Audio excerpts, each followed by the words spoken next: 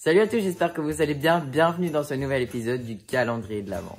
Aujourd'hui, on se retrouve pour une délicieuse recette, un trompe-l'œil de tartare de bœuf, mais à la betterave. Et c'est vraiment un pur délice.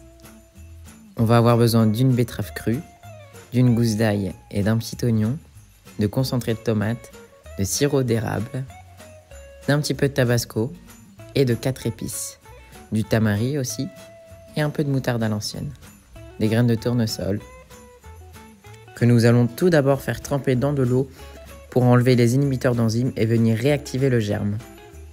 On les trempe une trentaine de minutes, puis ensuite on les rince, on les écoute aussi, très important, et on les met dans notre blender avec une eau propre. Et on va mixer le tout pour obtenir une crème ultra crémeuse. Bon, en même temps, c'est le but d'une crème, qu'elle soit crémeuse. Puis on va s'occuper de notre oignon que l'on va éplucher et émincer.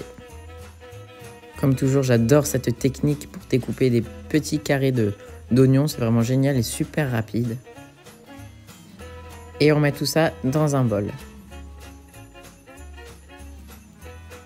On s'occupe maintenant de la gousse d'ail, hop, et on l'ajoute aux oignons. La cuillère de moutarde, la cuillère de concentré de tomate, le sirop d'érable bien sûr, le 4 épices, le tamari, quelques gouttes de tabasco, les capres hachés, du poivre noir, et on ajoute notre crème de tournesol.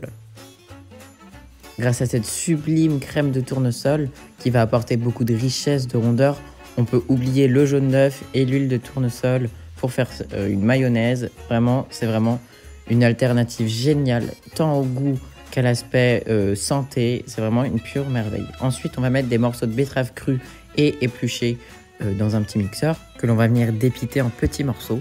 Puis on met ça dans un emporte-pièce. Donc là, vous pouvez mettre soit la betterave et la sauce par-dessus, ou mélanger la sauce et la betterave, ça fait un résultat encore plus bluffant. Une petite feuille de basilic, on pourrait mettre aussi du persil, mais je n'en avais pas.